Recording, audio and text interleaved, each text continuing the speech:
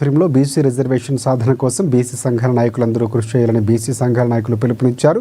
బీసీలకు రిజర్వేషన్ సాధన కోసం ప్రతి ఒక్కరూ కృషి చేయాలని బీసీ కులాల జేఏసీ రాష్ట్ర కన్వీనర్ హనుమంతు ముదిరాజు తెలిపారు.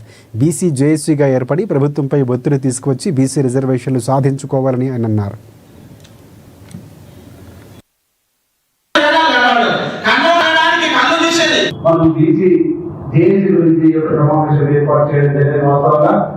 ఎందుకు వేయాల్సిన అవసరం లేకపోయినా మీ అందరూ గుర్తించాల్సిన అవసరం ఉంది.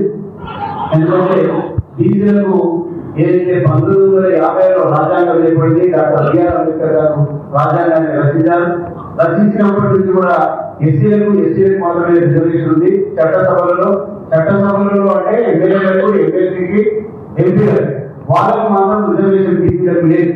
మిగతా స్థానిక సంస్థల వైద్యులు ఎంపీస్ కానీ, జెడ్పీస్ కానీ, సర్పంచ్ కానీ, మున్సిపల్ కానీ వీటిలో కేవలం 22% మనకు రిజర్వేషన్ ఉంది.